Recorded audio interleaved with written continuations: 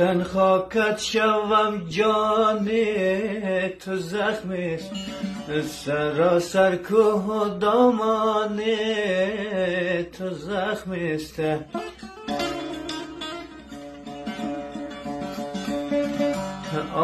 نظر کردم به بگرام و شمالی، ز کابل تا به پروانه تو زخم است.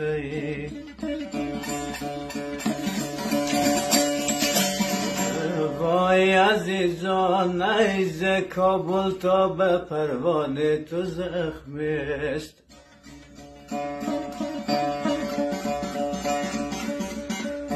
به تپه رفتم و خوردم تأثیر، نظر کردم که پغمانه تو زخم است.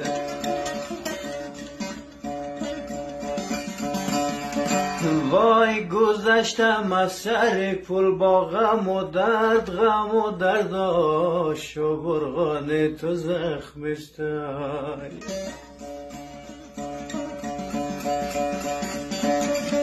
چکد خون زنار قندهارت، یقینم شد درختان تو زخم است.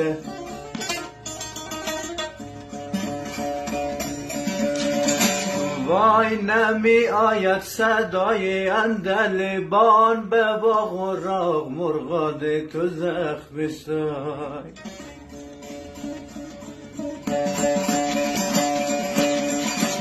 به هر جارم مهارم کرده است، به خون افتاده چوپان تو زخم است.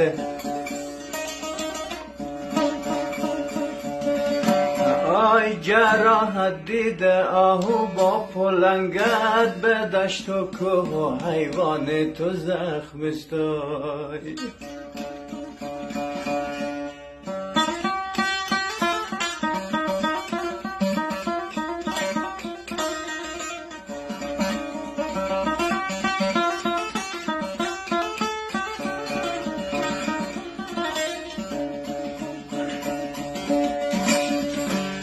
لبی هر کشت و زارت خشک دیدم، گمانم ابر نیسان تو زخم است.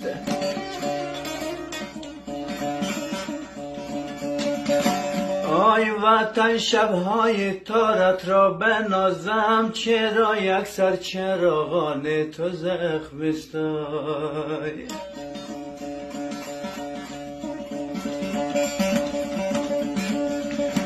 تو بودی مسکن مهمان نوازی، که دون از جور و مهمان تو زخم است.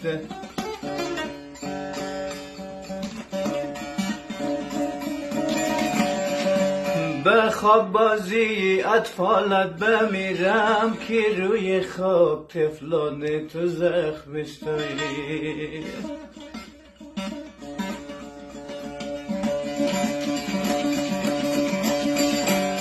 بسی آوارگان دیدم من، مهاجرهای گریان تو زخم است.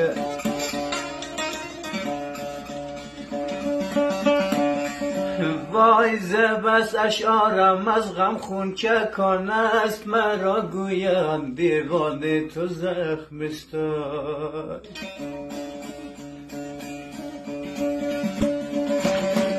شنیدم هاتفی بهر ظفر گفت، طبیب و درد و درمان تو زخم است.